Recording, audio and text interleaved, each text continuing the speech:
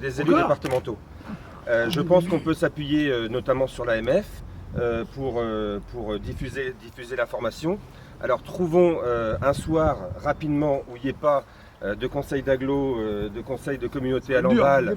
Attendez, état d'urgence sur l'agriculture.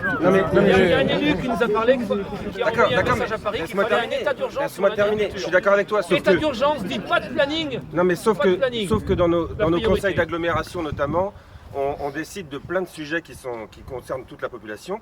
Et il faut que les affaires courantes puissent suivre. Donc on trouve un soir où effectivement on soit sûr d'avoir tous les élus. Parce que l'objectif c'est qu'ils soient là. Oui, on soit sûr d'avoir tous les élus.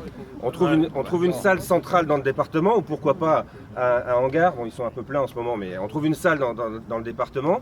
Et puis on réunit l'ensemble des élus de façon à ce que vous puissiez leur passer les messages que vous leur avez passés ce soir.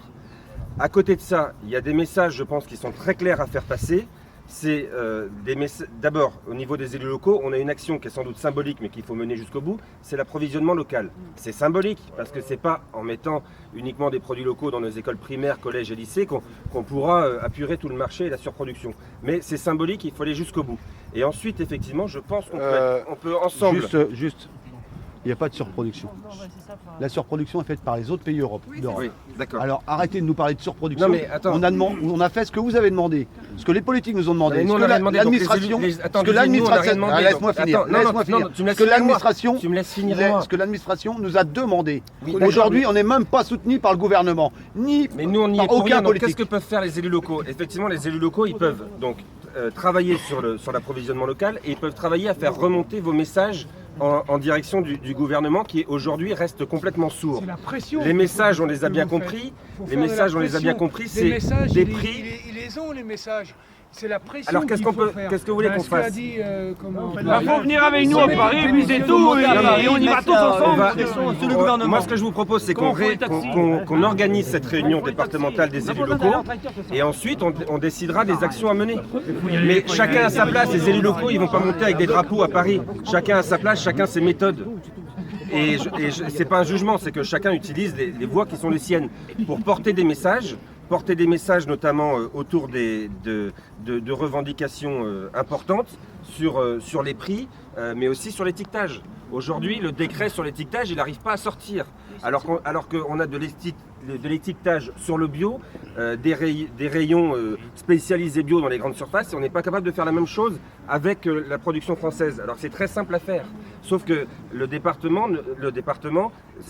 gouvernement, n'arrive pas à décrocher cette action-là à Bruxelles. Donc effectivement, il faut mettre la pression.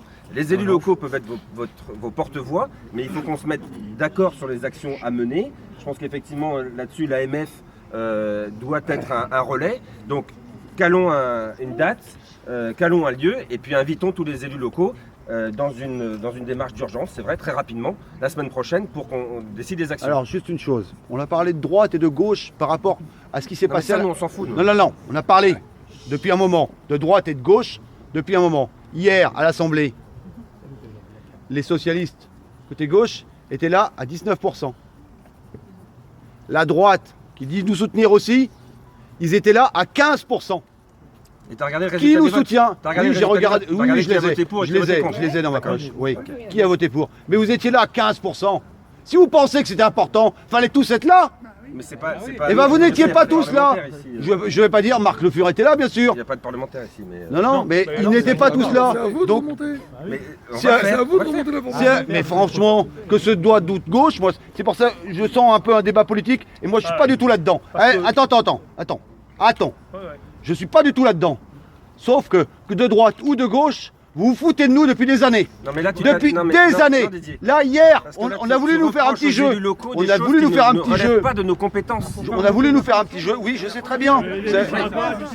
Parce que vous. Ça n'enlève pas de nos compétences non plus de voter les lois. On voit qu'on est des incapables pour voter les lois. On est bien obligé de leur mettre la pression derrière. On est bien obligé d'aller à leur cul. Alors vous allez venir avec nous. Non mais d'accord. Mais ce que je veux dire, c'est que ce soir, vous vous énervez en montant la voix sur des élus locaux qui sont ni parlementaires ni membres du gouvernement.